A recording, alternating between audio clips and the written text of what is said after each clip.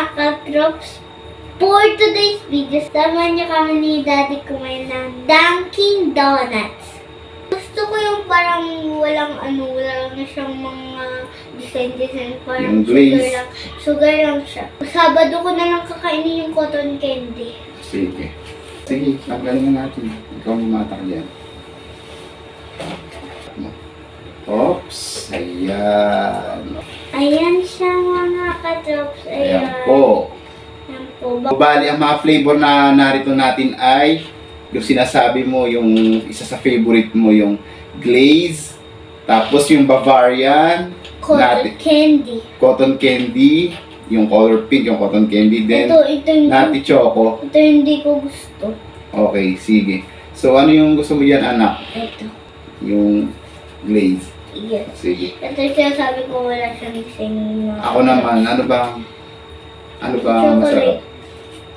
Ano lang sa akin, Bavarian.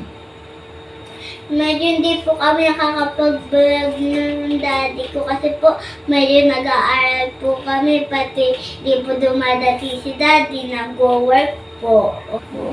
Anak, okay lang ba sa iyo yung ganyang kadilim? O buksan natin yung ilaw? Huwag na. Ako na. Medyo madilim sa studio namin, ayaw kasi nilight ng maliwanag. Nasisilaw po kasi ako pag maliwanag, nahilo po ako. Anak, may joke ako sa iyo tungkol sa donut. May joke ako sa iyo tungkol sa donut. Ang joke naman yung daddy. Ano ang sinabi ng nanay na donut nang nakita niya sa taas ng puno ang kanyang anak? Ano? Anak, baka mahulog ka! Bavarian!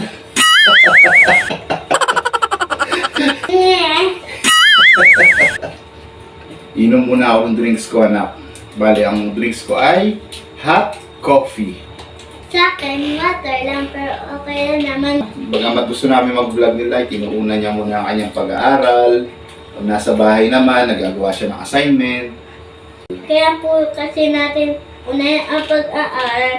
Kasi po, importante po yung pag-aaral. Importante po mga pag-aaral para po matuto kami mga bata.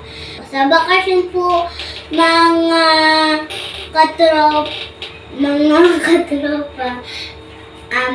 wag po kayo makukulit, wag po kayong pasaway, dapat po sundin po yung mga sinasabi ng nanay. Kahit bakasyon po, kailan pa po natin mag-aaral sa bahay, magbasa po. Bawal po unahin paglaro, unahin po yung assignment bago po maglaro kasi importante yung mga assignment para ma-checkan agad ng mga teacher, hindi na gagawin sa school.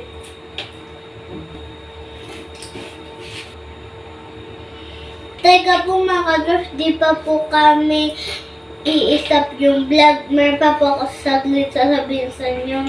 Mga kadrops, bago po kayo matulog, kailangan nyo po mag-prepare po. Gabayan po kayo ni Lord at basbasan. Kailangan po mga kadrops, nagpapasalamat tayo sa Diyos bago matulog. Si Lord po yung nagpapawala ng mga sakit natin. Kaya po, tayo po magpapasalamat. Mga katrops, di na po kami masyado magtatagal sa vlog kasi po medyo po mamaya po saglit na po, matutulog na po kami. Bye bye mga katrops, ingat! Good night and I love you! Mag-comment lang kayo sa mga vlog namin. See you tomorrow, bye bye!